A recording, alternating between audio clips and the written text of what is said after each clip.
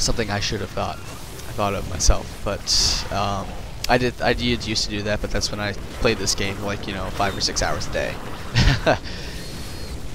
So down here, we pushed up to their first ramp, but they again pushed us back with void rays. And void rays, everyone knows that void rays are incredibly dangerous because they're void prisms or whatever they're called. They're weapons. Is that what they are? Yeah. Prismatic beam. I'm sorry. Deal exponential damage, which is it's incredibly dangerous if they just don't stop attacking. So right here, everything they attack is just bzz, dead, bzz, dead, bzz, dead. It's roughly the Zerg equivalent to a. It's like the Protoss equivalent to a Zerg rush, is just spawning void rays.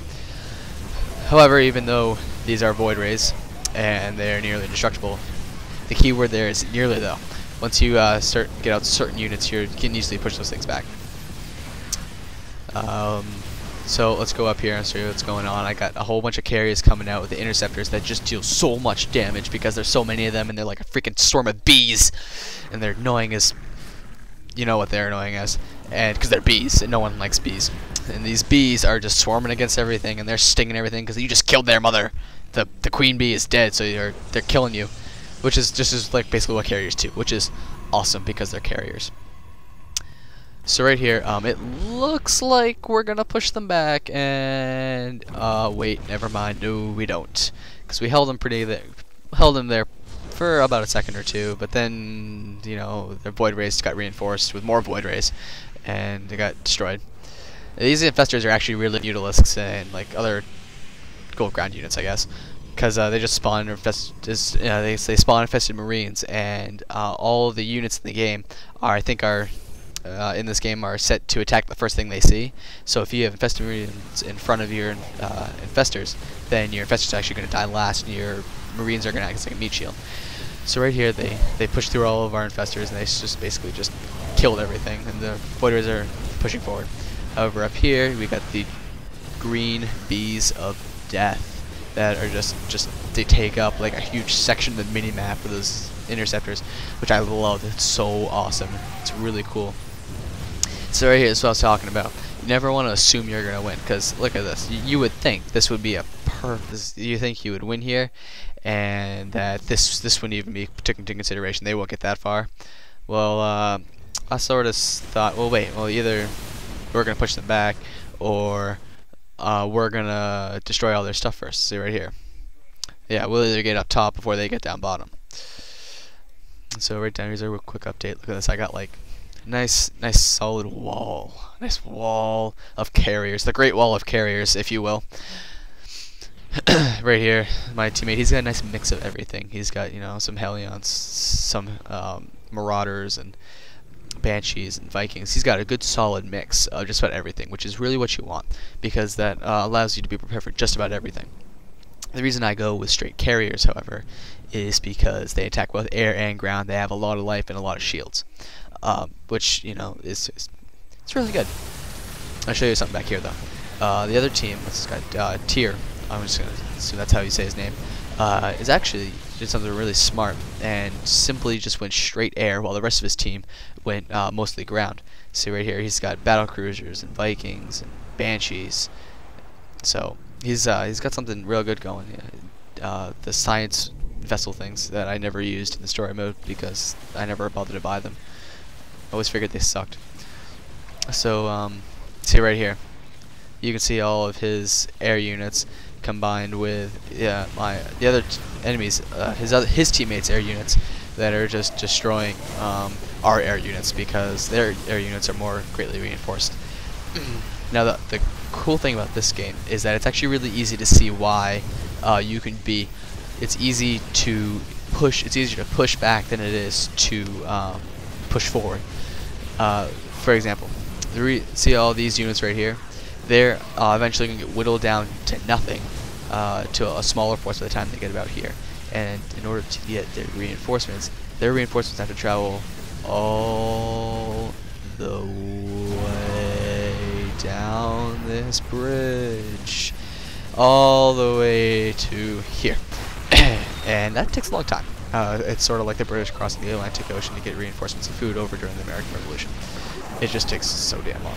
while us, the Americans, if you will, just have to travel this small little amount, and it allows us to bulk up our forces quicker and push back a lot easier. That and nuclear capabilities also helps out. So right up here, this right here is it's like your merc compound for the storyline, if you will. I like saying that in this video, if you will. It's nice saying. Anyway, I'm getting distracted. Basically what this does allows you to build heroes and upgrades as WoW. Wouldn't you imagine what the title says? You can build Odin, Sarah, or Zeratul. I built Odin, which was not a very good idea because I soon realized that Odin is much better used to push forward than it is to push back, because by the time I got him here, I think he sent out one barrage and was dead. Another thing I haven't figured out how to use is his nuke. Might be under here. I have no idea how to use his nuke. Not entirely sure. But so where was I? Yes. So what I did after that, realized it didn't work, was while I waited for it to cool down, I just started upgrading everything for my Protoss units, shields, weapons, and armor. Eventually got them all up, and it worked out pretty well. So see right here, they are kicking, for lack of a better expression, they are kicking our ass. They've got basically a full aerial force with like some scattered ground troops. Lots of carriers and battle cruisers and Vikings and Banshees and science vessels. And, it's just a mess. And they're just totally destroying us. There's not much to say it. But I'm freaking out right now. I'm like, oh my god, call it! Look at all those units here. We're gonna get killed. Call it now. Use the nuke. And I'm wondering why he's just waiting. And then I sort of saw these other units right here. So I was like, okay, fine, makes sense. So I'm sort of hoping my stuff doesn't get destroyed.